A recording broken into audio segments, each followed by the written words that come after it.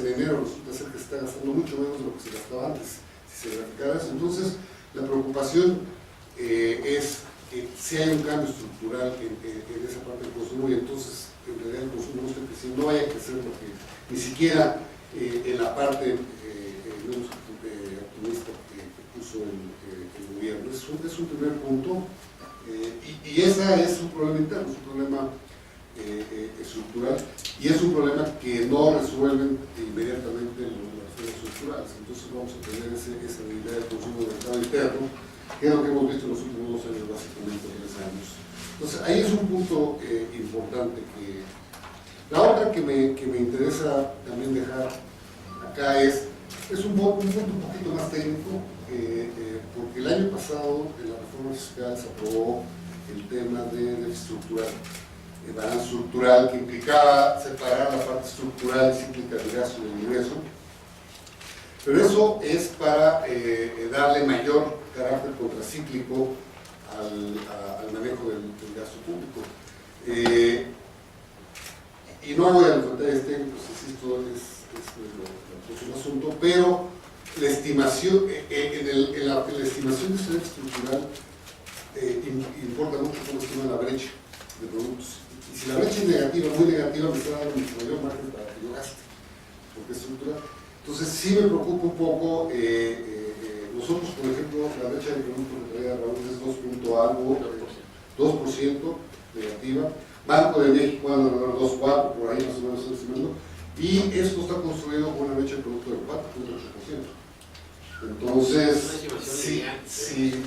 no, lo que pasa es que como están estimando su producto potencial, que es una tendencia en los últimos 10 años, 16 años. Entonces, si no está bien estimado esto, a mí no me preocupa el gasto deficitario temporal ni la deuda. He insistido que si respetan la parte de estructural, espero que efectivamente en los próximos años vayan contrayendo eso. Pero si está mal calculado, entonces vamos a terminar pues, sí, con un déficit y una deuda menor que se hubiera esperado. Entonces, esas partes técnicas que obviamente no salen de las discusiones más en los medios, pero sí hay que tener un poco de cuidado con esa parte. Y la otra tiene que ver con... tampoco me preocupa la estimación del petróleo, nosotros tenemos una estimación más alta, porque esto no tradicionalmente va a ir al Congreso para un margen, le van a mover ahí, van a ajustar los piquitos cuando están ahí distribuyendo para sus programas y sus negociaciones particulares, así probablemente va a quedar arriba de lo que están proponiendo criterios económicos de su petróleo, ¿sí? Y finalmente la parte del gasto, estoy de acuerdo con Raúl, es un error que se hayan atado las manos a la parte de reforma fiscal, porque la del año pasado no sirvió, o fue muy acotada, no sirvió, porque se ha aumentado la recaudación, realmente fue acotada. Entonces, no deben de haberse atado las manos, hay chance de mejorarla, pero en la parte del gasto no se ha trabajado suficientemente. ¿Sí? El gasto sigue siendo esencial, tenemos componentes importantes que no se han ajustado, hay duplicidades. En algún momento se mencionó que se iba a retomar la idea de ajustar la estructura de la administración pública en términos de dependencias. No hay nada de eso, yo creo que es un pendiente que no está aquí reflejado. Y obviamente la parte de pensiones cada vez va a crecer más, pero bueno, sí es un pasivo que se está generando, ya no hay mucho margen para reformas de otros. Los programas que quedan, los estados probablemente, sería el más importante, algunas universidades, pero hay muchos chiquitos complementarios en empresas públicas. En México tiene, la Administración Pública Federal tiene alrededor de 105 programas de pensiones, más los 32 de los estados, entonces, pero ya son mucho más pequeños. Pero yo creo que en la parte del gasto no hay ninguna novedad interesante que implique que hay una intención de también entrar ya a la discusión de la estructura del gasto. Son algunas reflexiones muy rápidas de esto para mejor darles chance más bien de preguntas. Tú vas a... No, tú... Sí, ¿no? Yo perdí la vista, ya no sé quién estaba aquí. ¿Sí? Sí, Carlos Costas, de la Bolsa. No sé si fui el primero. Te tocó. Ya me tocó. A Primero, muchas gracias, estuvo muy rica la plática. Eso no se dice de economía, Con muchos ángulos para abordar periodísticamente. Me interesa el asunto de lo que plantea el paquete económico. Va a haber una disminución de los ingresos petroleros, una menor plataforma de producción, menos exportaciones y el gobierno está proponiendo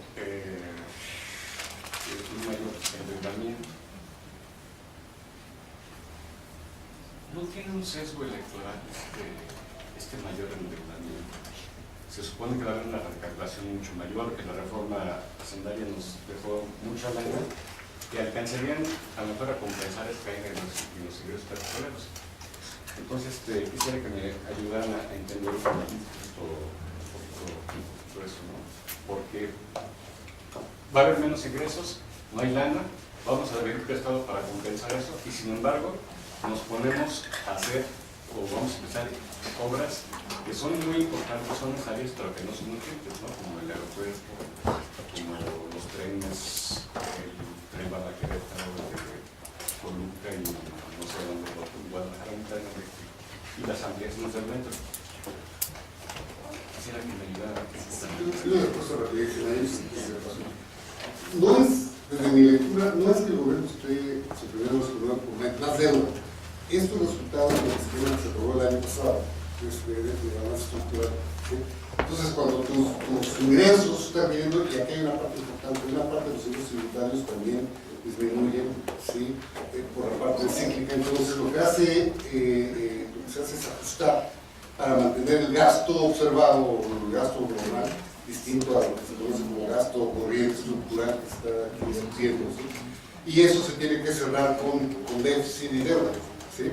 Ese es algo que se aprobó el año pasado, y si no lo entendió el Congreso de esa forma, pues ahora lo va a entender. A ver, el Congreso yo tampoco lo entendí, porque se supone que era 3.5 de déficit en 2014, 3% en 2015, y nos íbamos a ir bajando medio punto hasta llegar al déficit cero en el 2018. Se me hace que ahí hubo una trampa, porque finalmente el 2015 va a ser 3.5 cuando va a ser. El déficit, el de balance presupuestal se está disminuyendo a uno, ¿sí? Era mayor el año pasado. Lo que te lleva a 3.5 son los requerimientos, ya cuando aumentan los requerimientos fiscales del sector público, pero el déficit que ellos están dando de relevancia, que fue resultado de haber sacado la parte de Pemex, y eso se aprobó el año pasado y el CFE, eso sí está disminuyendo. Eso es parte del mismo programa, del esquema aprobado el año pasado.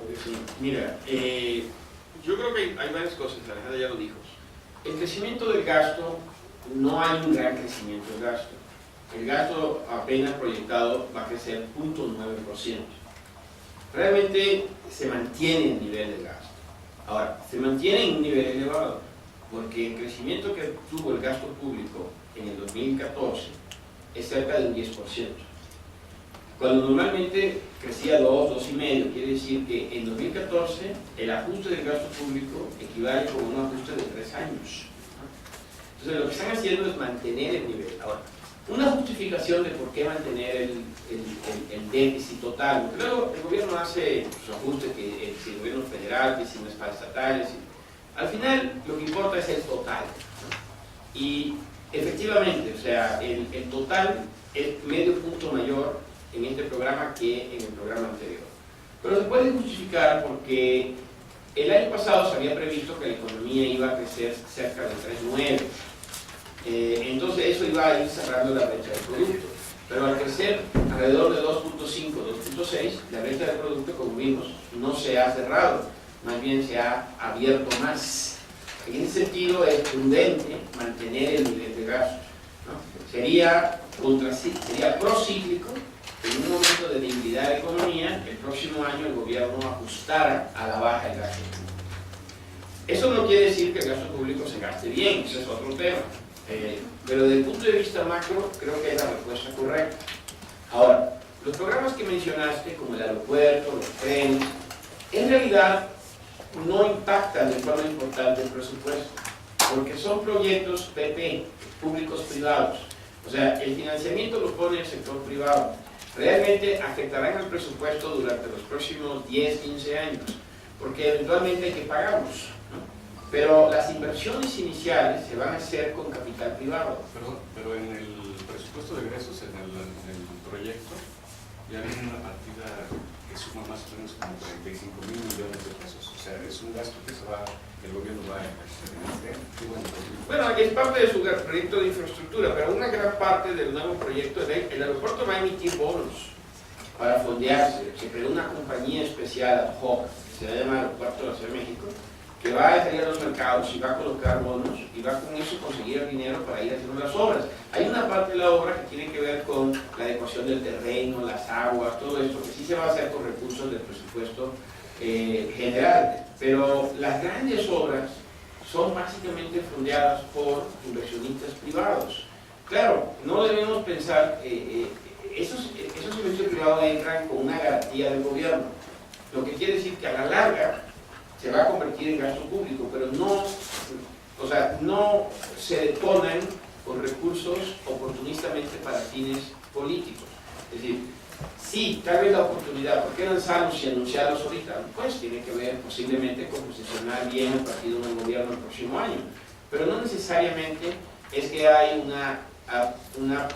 mandar recursos del presupuesto a esos proyectos para ello. ¿Por qué? Porque son básicamente proyectos públicos privados, que lo que hace el sector público es que los firma, hace algunas adecuaciones de infraestructura, pero el gran gasto de inversión inicialmente lo hace el sector privado. La última, un poquito, como dicen los diputados, por alusión mismo, Alejandro dijo algo así como que la cuestión del déficit no sale mucho a los medios porque es una cuestión muy técnica. Está bien, no entendemos. El aprobado de para eso venimos al cine. No, tiene que ver mi pregunta con, en efecto, la deuda pública. Decías, Alejandro, que no te preocupa mucho el tamaño, ¿no?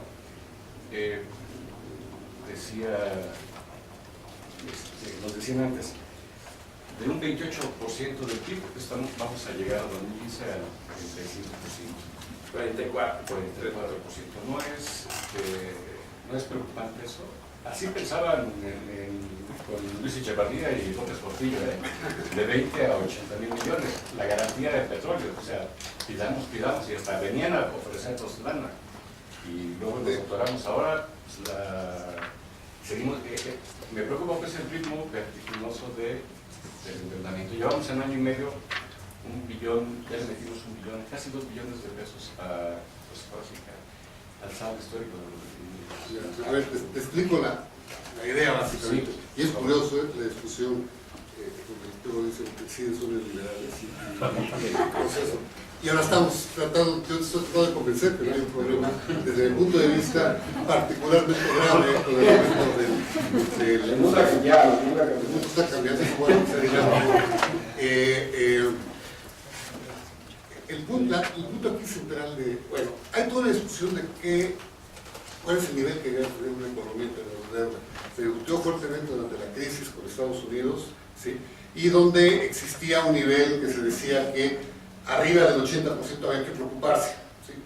En promedio, esto lo escribió Romoff y Reinhardt en un libro que se volvió bestseller durante la crisis, que hace un análisis de 100 años de crisis y deuda en muchos países. En realidad no hay una referencia de que yo te diga, arriba del 45 ya estamos fritos, ¿sí? A lo mejor nos vamos a preocupar. Esto depende de cómo se está realizando ese 45 y cuáles son las previsiones hacia el futuro. Creo que hay unas diferencias, creo, ¿sí? Y no meto las manos solamente por el gobierno, no me toca esa parte a mí. Si hay una diferencia con lo que se hizo en el tiempo de los 70, lo que se está haciendo ahora. Cuando se introdujo el año pasado, a ver, cuando cayó la economía fuertemente, o en otras historias cuando cayó la economía, la crítica del gobierno normalmente era, ¿por qué no acaba de manera contracíclica? Lo que hacían era contraer, como tenés que tener un balance cero, entonces si te caían los ingresos porque la economía se iba a recesión, entonces tenías que contraer el gasto.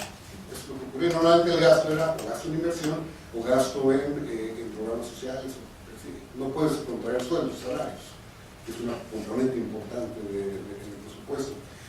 La idea de introducir el déficit presupuestal, el balance presupuestal, y si es técnico, ¿no es cierto? Si es técnico esa parte, no se discutió ni siquiera en el Congreso, salvo un senador que fue Mario Delgado del PRD, que pidió que hiciera público el gobierno cómo estimaba su producto potencial, ¿sí?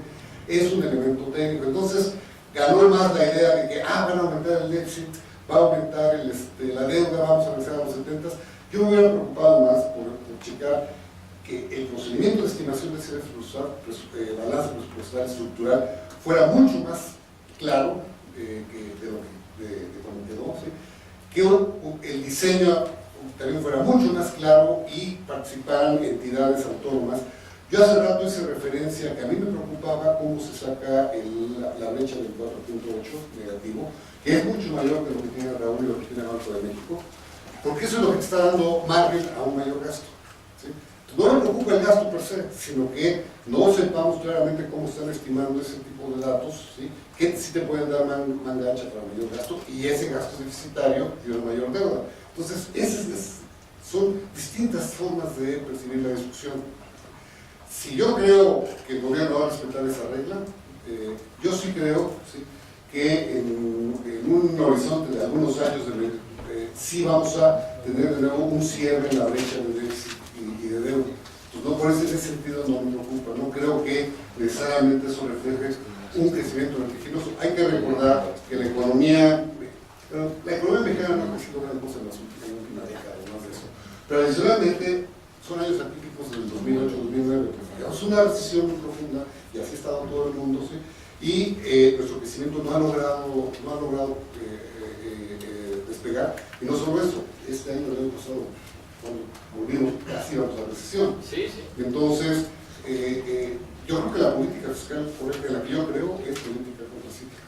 Entonces, no me preocupa si es que se respeta la regla, que eso no existía en los años 70, por ejemplo. No digo que esto ya sea la solución, hay que seguir discutiendo cómo hacemos transparentes las partes de ingreso, las partes de gasto, ¿sí? Pero sí hay una diferencia desde mi perspectiva con lo que ocurrió en los años 70. Gracias. A ver, nada más aquí es uno, Marco, más es el campeón, y Miguel, ¿sí? Mi nombre es Francisco Beltrán, soy ingeniero químico, empresario, y soy un MEDE egresado del IPAD, del Instituto Panamericano para la Dirección de Empresas. Me gustaría aportar algunas ideas. Para entender mejor estos análisis hay que vincularlo al desempeño de los precios del petróleo en lo que va del siglo. En los últimos 4 años el precio del petróleo, tomando como referencia el Brent, está por arriba de los $100. Las proyecciones que hace el Energy Information Administration nos dice que el petróleo para el 2020 se va a ubicar entre los $115 y $150. A pesar de que hay oferta de petróleo, ¿sí?, los costos de extracción de petróleo de aguas profundas han jalado los precios hacia arriba. Es un hecho. Si analizamos la primera década de lo que va del siglo, en el 2008 tuvimos el precio más alto de petróleo, $145. En el 2009 se nos cayó la economía global, tuvimos una recesión global. 2010 fue un año de recuperación, pero en 2011 volvimos al mismo punto. Ahorita Estados Unidos anunció su recesión, nosotros estamos en recesión, de acuerdo a los datos del INEGI. Brasil está en recesión, Europa no sale adelante, ¿sí? Y es un hecho que los precios del petróleo han jalado todos los derivados del petróleo hacia arriba. Los precios de la gasolina, si comparamos en 2008 con los precios de la gasolina, ya cuestan el doble. Calderón anunció, igual que Peña Nieto, que en el 2009 no iba a subir la gasolina, pero sí subió, era obvio que tenía que subir. Es un suicidio lo que está participando el gobierno, de no subir la gasolina el año que entra, porque las proyecciones son a la alza. México ya no se va a ver beneficiado del incremento de los precios del petróleo. Este mes finalmente apareció la memoria de la bolsa de Texas. Cantrell ya solo está produciendo 217,000 barriles por día, ya está dando sus últimos suspiros. Las exportaciones promedio del año pasado, de 2013, dice la memoria de la bolsa, fueron del orden de 1.189.000 barriles, de los cuales 843.000 se van a Estados Unidos y el resto se va entre España y la India y otros países, ¿sí? Pero esos 843.000 barriles son realmente un servicio de maquila. Esos 843.000 barriles se convierten en la gasolina, en 450.000 barriles de gasolina que importamos, que con los 400 que produce Pemex nos dan el consumo de gasolina que tenemos diario en el país, ¿sí? Esto significa que en el corto plazo, si Cantarell ya ya se cierra definitivamente, ya no vamos a ser realmente exportadores de petróleo, ya no, los ingresos del gobierno ya no se van a ver beneficiados por las exportaciones del petróleo. Es un simple servicio de energía. De hecho, la Energy Information Administration no nos ubica como exportadores de petróleo de gran calado. Ahora, de los 2.400.000 que se extraen, la mitad se la lleva Pemex, la mitad se exporta. Pero más bien es un servicio de energía. La ineficiencia de Pemex también nos está arrastrando. De 1.200.000 barriles que se van a la refinación, aunque Pemex tiene una capacidad de refinación de 1.690.000 barriles por día, solo se mandan 1.200.000 y de ahí se obtiene 400.000 de gasolina, 3 de petróleo por 1 de gasolina. Es sumamente ineficiente Pemex.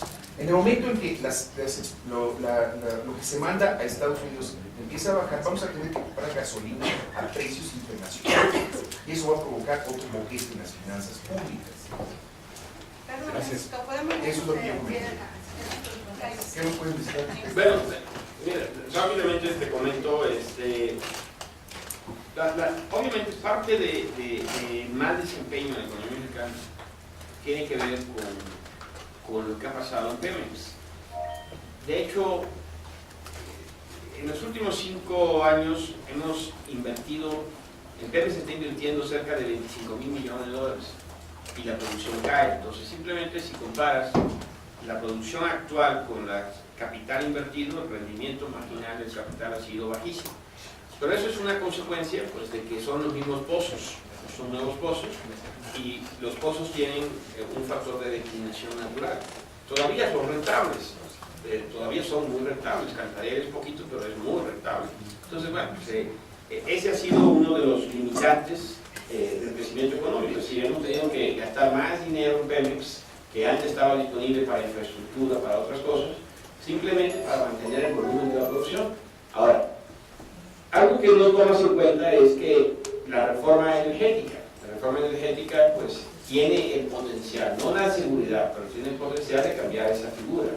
¿Por qué? Porque primero se van a abrir nuevos campos a la exploración y también campos ya conocidos donde hay petróleo residual, pero que requieren inversiones que Pemex no está en condiciones de hacer, ni el gobierno en condiciones de hacer, porque no cuenta el presupuesto estresado, pues la pueden hacer particulares.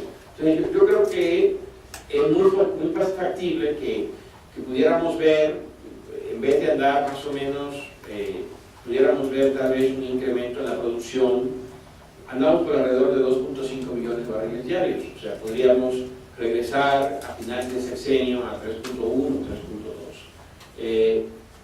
Es lo que está dentro de los factibles, unos 500.000 barriles de aquí al fin de sexenio, lo cual podría estabilizar las cosas y en un horizonte de más largo plazo, pues va a haber exploración en shale gas, shale oil, en aguas profundas, en nuevos campos. Podría haber otra situación. Entonces, yo no sería tan pesimista sobre la perspectiva del sector petrolero, dada la reforma que se aprobó. Es como veo las cosas. Buenos días.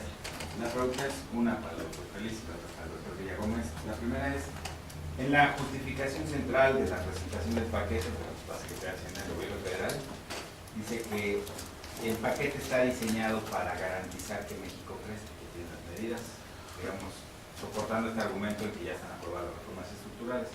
Yo le quiero preguntar al doctor Félix si usted, a fin de cuentas, lo que importa pues, es cómo lo perciben las personas, más allá de los análisis técnicos que puedan hacer los expertos. ¿Usted considera que sí está diseñado el paquete económico para que crezca la economía y sobre todo para que se recupere el empleo? Hace rato nos decía que las familias no perciben estar mejor que antes de la crisis y el empleo no se recupera.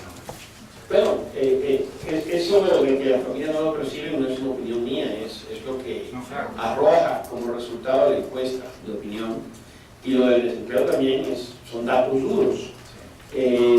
Mira, si el programa está diseñado para que crezca la economía, francamente yo no soy muy optimista de que vayamos a ver por el lado fiscal una mayor contribución al crecimiento económico, francamente.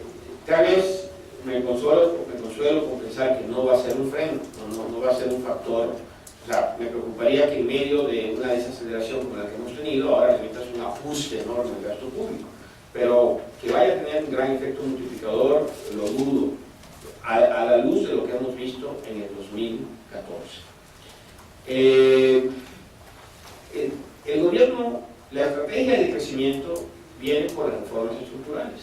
O sea, no es necesariamente por el presupuesto. El presupuesto es inercial con respecto al presupuesto del 2014, que habrá que decir es un presupuesto alto, que elevó de forma importante el coeficiente de gasto de la economía. Pero el crecimiento, la contribución al crecimiento tendría que venir. El crecimiento del próximo año, es importante que lo diga, el 3.6 que estoy contemplando no incluye un retorno de las reformas. O sea, no está suponiendo que las reformas ya comenzaron a funcionar y por eso es que vamos a subir del 2.5, 2.6 al 3.6. No, es simplemente un ajuste cíclico de la economía. O sea, la economía se recupera, simplemente el consumo, que no estaba jugando un papel importante en el 2014, comienza a jugarlo de nuevo, como es su tradición. En el 2015 la economía crece 3.6. Ahora, hacia un periodo más largo, es decir, 2, 3, 4 años hacia adelante, pues las reformas tienen el potencial de elevar la tasa de crecimiento del país.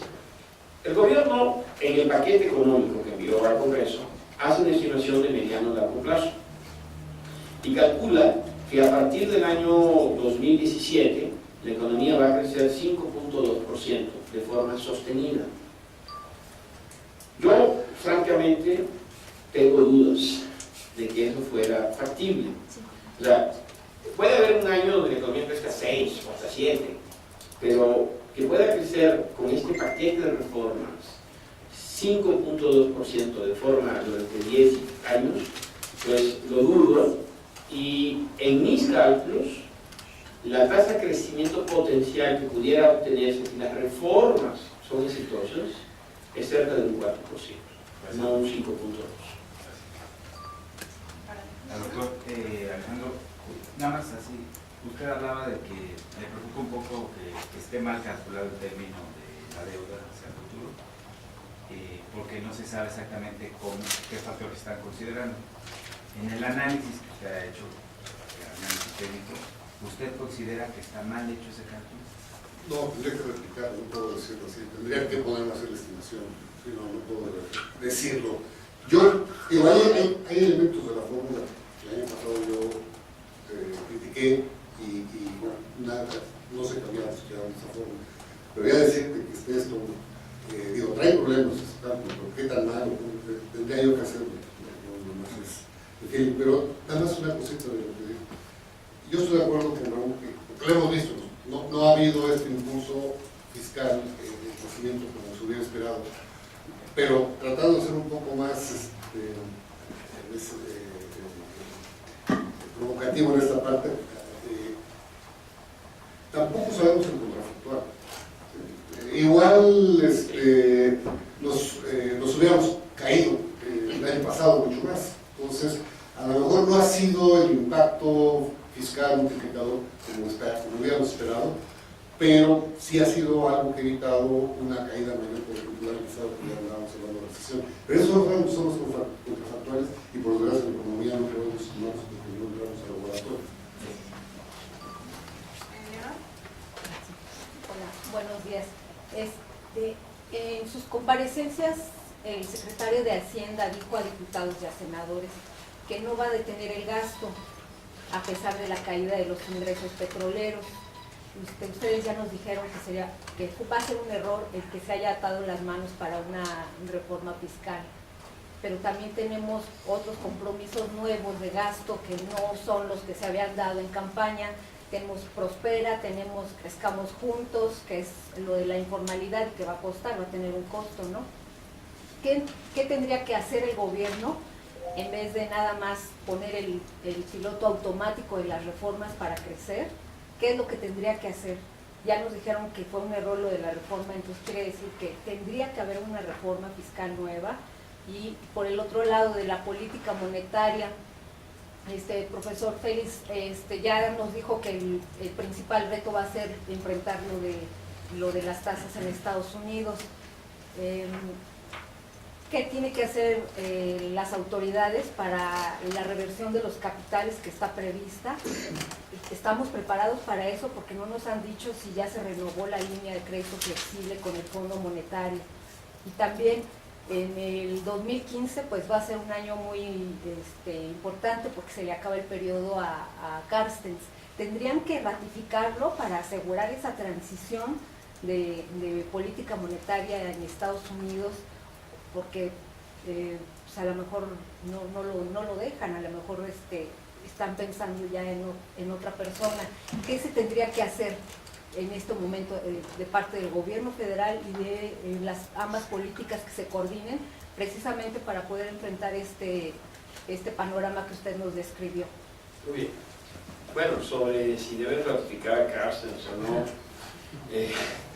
Mira, esa es una decisión política, no es una decisión técnica. Eso es importante entenderlo, es una decisión política donde, además así lo dice la Constitución, es el presidente quien toma la decisión. Yo creo que Carstens pues, ha hecho, sobre todo recientemente, un trabajo aceptable desde mi punto de vista, ¿no? Yo creo que se tardó mucho en bajar la tasa debió haberla bajado a mediados del año pasado, no un año después, pero bueno, siempre es mejor tarde que nunca, pero creo que para mí técnicamente cumple con los requisitos para ser gobernador y continuar en el puesto, pero ya eso sería una apreciación que tendrá que hacer la administración. Ahora, si estamos preparados para enfrentar una posible... hay aquí dos temas. Sin duda, la Fed va a ajustar porque la economía así lo requiere. No sabemos cómo van a reaccionar los mercados.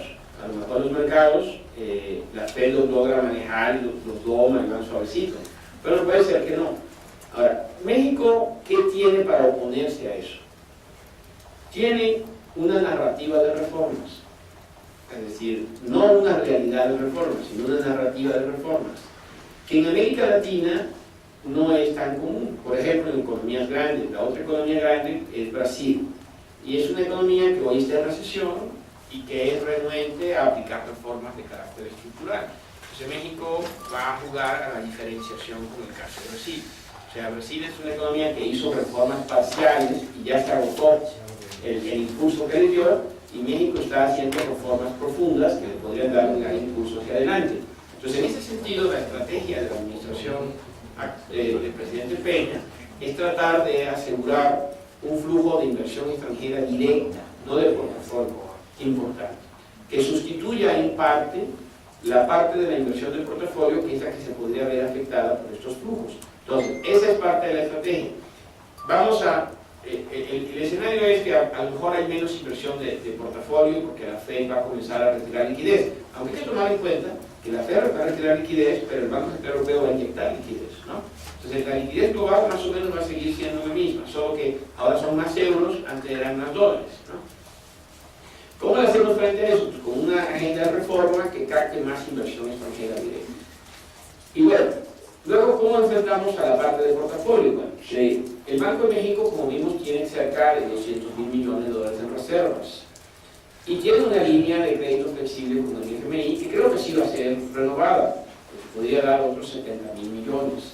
Entonces tendrías alrededor de unos 270.000 millones de recursos líquidos. De la posición que tienen los extranjeros en el país, aquí la tenemos entonces cuantificada, o sea, más o menos de la deuda doméstica, 156.000 millones de dólares están en manos de residentes extranjeros. Deuda denominada en pesos. Nosotros calculamos que una parte de ese dinero es dinero indexado, es decir, son fondos que simplemente invierten en México, no porque les guste México, sino porque México es parte del índice y le asignan un porcentaje. Entonces, vamos a poner que de esos 156.000 millones que tienen los extranjeros, a lo mejor 50.000 millones están en manos de especuladores que cambian muy rápido sus decisiones de inversión. Yo no pienso que realmente se puedan ir 150, yo creo que se podían mover 50.000 millones de dólares.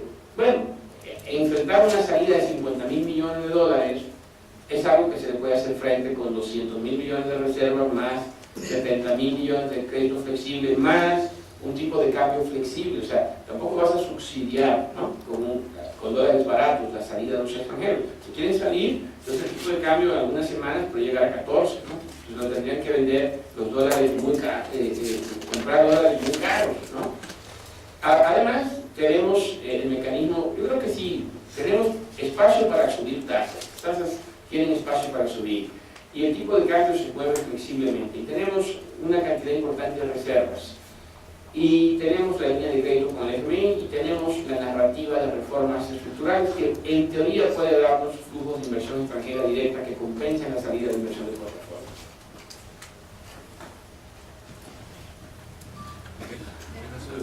¿Había otra pregunta o contesté ya todo? Estaba la parte fiscal que se daría por el gasto, pero es una discusión que hay muchos años que no se ha logrado llegar a lo que llaman una reforma fiscal integral. En ese sentido, lo que estamos refiriendo es que lo que se ha demostrado fue, seguimos en esta tónica de parches, ¿no? Hay temas que no se quieren tocar. Yo sé que es muy popular con el IVA, pero no sé qué tocar toda la estructura de impuestos, de subsidios, de hoyos fiscales, etcétera, etcétera. Fueron unos, en otros se quedaron ahí. Esa es parte de la historia. Y la otra parte es la estructura del gasto. El gasto no se toca. Hay duplicidades de programas, hay duplicidades de dependencias, más transparencia de ciertos rubros, etcétera. Eso es lo que hay que seguir trabajando. Entonces, eso es a lo que me refiero. Bueno, yo al menos a lo que me refiero cuando estamos hablando de que no se ha avanzado, que hay una agenda pendiente. Sí, y yo agregaría que, vamos, es un comentario totalmente de acuerdo con Alejandro, pero el gobierno ya ha dicho que no va a hacer ningún cambio, así que aunque el Congreso tiene la... pero la mayoría, el gobierno tiene mayoría, y yo creo que no lo va a proponer, pero si ustedes ven el acuerdo que firmó el gobierno consigo mismo, dice, así fue, ¿no? Dice que excepto en caso de una crisis macroeconómica. Entonces, esperemos que no sea necesario, ¿no? Porque así dice, claro, excepto en el caso de un evento macroeconómico mayor, ¿no? Sí, sí. Bueno, acá Miguel. A mí me gustaría saber, cuando habla el doctor Feliz sobre los ajustes del mercado a los mensajes de la FED, ¿cómo interpretar ese discurso que nos da? ¿Qué es lo que debe de entender el mercado que no ha entendido, ¿no? Y cómo se va a presentar ese ajuste. Y en otra parte, si ustedes tienen algún estimado, cuando hablan de que el déficit que se ha utilizado en esta administración no ha dado el crecimiento necesario, no ha impulsado el crecimiento. Si ese déficit se hubiera utilizado bien, ¿cuánto podría haber impulsado, no? Mira, sobre la FED. De hecho, hay unos papers que se han publicado llamando la atención precisamente de la diferencia que hay entre la estructura de tasas de interés en el mercado y lo que los propios gobernadores de la FED indican que quieren lograr. Esto quiere decir que lo que está sucediendo es lo siguiente. Eso tiene una razón de ser. En los últimos 5 años, la FED ha cometido un pecado. Es ser optimista. Entonces, ha proyectado un crecimiento económico mayor del que finalmente se ha dado. Entonces, el mercado ya ahora lo que hace es, cada vez que la FED proyecta algo, lo revisa y dice, va a ser menos. Y como va a ser menos, la economía va a crecer menos, la tasa de desempleo se va a reducir más lenta y por lo tanto la FED no tendrá que subir las tasas. Entonces, un poquito eso refleja lo que ha pasado en los últimos 5 años. Poner en duda la palabra de la FED y pensar que si la FED piensa que la economía va a recuperarse, se va a recuperar pero más lento, ha sido una estrategia ganadora. Y es lo que están haciendo, porque o sea, simplemente los traders hacen lo que funciona, ¿no? Hasta que no funciona. Entonces, la pregunta es cómo lo van a lograr. Es decir, ayer en el comunicado se esperaba que la FED cambiara algunas palabras, ¿no? Hay una palabra que es un tiempo prolongado, ¿no? Entonces, y la FED está convencida de que debe retirar esa palabra, de que las condiciones monetarias prevalecerán durante un tiempo prolongado. pero no se atrevió a retirarlas, porque si las retiran, espanta el gallinero, ¿no? O sea, se vuelven loquitos los mercados, porque piensan que es inminente en alza. Entonces la Fed decidió mantener, que va a mantener las tasas durante un tiempo prolongado, pero le agregó un calificativo, dijo, siempre y cuando el mercado de trabajo no tenga una mejora sustancial o la tasa de inflación no esté sustancialmente arriba de la meta. Entonces, poco a poco lo van a ir cambiando. O sea, es un problema de cómo un banco central comunica. ¿Por qué? Porque es bien difícil. O sea, el mercado es enorme, es un mercado mundial. Entonces, si trata de reajustarse un poquito, el daño colateral puede ser enorme. Es decir, pudiéramos tener hoy, en vez de estar el tipo de cambio de 13.20, 13.20, pudiéramos estar hoy a 13.70 y varias economías emergentes pasando agua. O sea, entonces el FED tiene que irse muy lento, pero eso inevitablemente ocurrirá. Si lo van a lograr hacer, o sea, en base a mensajes y que gradualmente el mercado se vaya ajustando, como debería ser lo óptimo, o va a ser de un solo golpe en un par de semanas muy volátiles, nadie sabe, ¿no? Por lo menos ayer se cuidó mucho en las palabras para tratar de, al mismo tiempo que mandar el mensaje de que las tasas deben subir, tampoco mandar un mensaje de que es inminente que la Fed esté planeando hacer algo, ¿no? Entonces es un tema difícil, muy complicado de la política de comunicación del Banco Central norteamericano. Ahora, sobre el tema del gasto. Bueno, mira, resulta que el gasto en México tiene, debido a que el gobierno ha hecho una gran cantidad de programas, esos públicos privados, de infraestructura, debido a que el gobierno ha hecho algunas inversiones que están garantizadas por el gobierno, como son las plantas generadoras de energía eléctrica privadas, entre comillas, que generan electricidad para la CFE.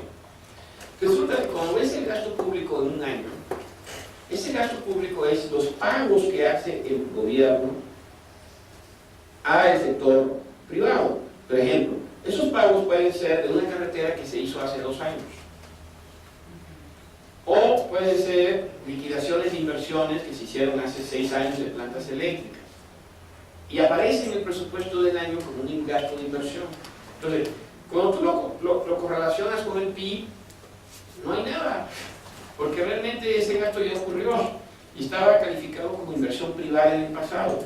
Entonces, lo que pasa es que es bien difícil medir exactamente el impacto del gasto público usando las cifras que reporta el gobierno en su reporte mensual de finanzas públicas. Ese es el verdadero problema. Por ejemplo, te lo ilustro.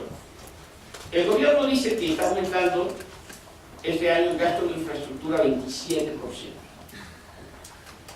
Sin embargo, ves el INEGI y busca construcción impactada por el sector público. Y el crecimiento es 0 o negativo. Entonces, ¿cómo es posible que impacte el 27% el gasto de infraestructura y luego la obra realizada este año, que es vinculada al gasto público, tenga un crecimiento negativo? Bueno, la razón es esa, es decir, muchos de esos pagos, que lo dice ese 27%, se registró este año, pero muchos son pagos a obras que hizo Calderón, o incluso son algunos a contribuciones a proyectos de obras que se van a hacer y que no han comenzado. Ese es el gran problema. Es decir, y parece que la misma Secretaría de Hacienda no entiende muy bien la lógica presupuestaria. O sea, no tenemos una medida, no es que el gasto no funcione, o sea, no es que no haya multiplicador. Lo que pasa es que la medida que nos aporta Hacienda del gasto que sale reportado en los datos trimestrales es una medida que no corresponde con el gasto ejecutado, sino que es, pues vamos a poner que hacer el aeropuerto. Bueno, lo haces ahorita, en el momento que lo hagas va a tener un impacto, pero luego te vas a pasar 10, 15 años pagándolo. Y cada uno de esos pagos ya no va a tener un impacto, porque el impacto se dio anteriormente. Entonces, eso es lo que ha dificultado medir exactamente la contribución. Y lo que me lleva a la conclusión de que, bueno, el 27% de incremento del gasto este año, pues no ha tenido un efecto multiplicador sobre el gasto total, porque seguramente son muchos pagos rezagados o prepagos para obras que no han iniciado todavía. Bueno, Gonzalo. Gracias por acá. Me parece correcto. Un par de preguntas, doctor. Usted hablaba acerca de estos dos factores, el tema del manejo del déficit, también el tema de la reforma fiscal. ¿Conocen ustedes algún ejemplo de algún país, algún escenario, incluso en años anteriores, en donde haya habido una reforma fiscal y al mismo tiempo se solicite el déficit para cubrir el faltante gasto que se supone iba a haber con mayores ingresos con la reforma? Segundo, el gobierno mencionó que los efectos de la reforma fiscal fueron netamente en el primer trimestre del año y que de ahí se han ido disminuyendo. Sin embargo, pues todavía vemos pues, que hay una falta de confianza derivada también en buena medida de la reforma fiscal. ¿Ustedes coinciden o no con esta narrativa de las autoridades de que la reforma, los efectos ya se están disminuyendo, que las empresas y los consumidores ya han tomado este impacto? O más bien vemos que los efectos de una reforma fiscal van más allá de lo monetario y van también quizás hasta lo psicológico, ¿no? De ver cuánto realmente nos está afectando en el bolsillo. Y una tercera pregunta sería, para el próximo año, como ustedes bien señalan, hay un nuevo crecimiento en el gasto. Sin embargo, ¿qué tan bien está gastando en las áreas en las que está dirigiendo el gasto del gobierno para realmente impulsar la economía? Ya que por lo menos este año no parece ser, o sea, acaba de mencionar, que exista realmente un empuje o haya sido un motor para el crecimiento. Sí, bueno, a lo mejor Alejandro conoce experiencia reciente, pero la intención de aumentar el gasto y al mismo tiempo subir los impuestos, o más bien subir los impuestos y luego aumentar el gasto, era más bien reconocer que el aumento de impuestos definitivamente tiene un efecto negativo sobre el gasto privado y compensar el nivel. Lo que importa a nivel macroeconómico es el gasto total. Entonces, si aumentas impuestos y transfieres recursos del sector público al sector privado, inevitablemente ibas a pegar al consumo y a la inversión privada. Entonces, pero esos recursos, en vez de que el gobierno los ahorre, los vuelve y los regresa de forma tal que compensa. De hecho, el diseño del programa para este año estaba diseñado para que, más que compensar, es decir, que la contribución en el margen del gasto público fuera mayor a la contribución negativa que iba a tener el gasto privado como consecuencia de la reforma. Eso es lo que yo pienso que no se dio. Pero sin duda, como dice Alejandro, ese tema que parece fácil de comentar, a la hora de la hora, cuando hacemos una estimación, porque no tenemos experimentos controlados, es difícil se requiere más investigación para decir claramente que no hubo tal compensación. Lo que puede suceder es que hubo algunos otros factores no contemplados. Pero yo tengo la sospecha de que no funcionó correctamente. O sea que, y un ejemplo que lo muestra lo que ha pasado con el gasto en construcción del sector público. Entonces, bueno, pero la idea era buena y la idea es factible, se podía hacer. Segundo, el impacto es de una sola vez, sí. El impacto pues, no es para siempre. El impacto efectivamente tuvo su mayor fuerza en el primer trimestre. Algo queda en los trimestres vecinos y para el próximo año ya pues, vas a comparar una base de PIB con un PIB nuevo que tiene las mismas tasas de impuesto. Por lo tanto, sí, ese efecto ya no se va a ver en el crecimiento el próximo año, de forma importante. Y es de hecho lo que está detrás de mi escenario, que pronostica una aceleración a 3.6. Ustedes ven el consumo, se cae, luego vuelve y regresa, y eso es, junto con las exportaciones, lo que hace que la economía pueda crecer 3.6%. Así que sí compro esa idea. También acepto, bueno, porque lo presenté yo aquí, que en la percepción eso no está todavía. O sea, la memoria que trae es la memoria del primer semestre y esa memoria es de una caída en las oportunidades de consumo de las familias. Nada más te agrego de esto último. Sí, la percepción juega un papel muy importante en todas estas cosas y la percepción está moldeada por las discusiones que se dan en los medios y quien grita más. ¿A qué voy? Yo soy de los que creo que el impacto se dio al principio y se tiene que ir disminuyendo progresivamente, porque sí funcionan este tipo de medidas. Y a pesar de que hemos criticado la reforma del año pasado, ¿sí? Y todos sabemos perfectamente que hubo un sector particularmente que se enojó muchísimo, ¿sí? Con la reforma pasada, y que siento que en sus declaraciones ha magnificado, ¿sí? el impacto inicial de esta reforma. Entonces, yo sí creo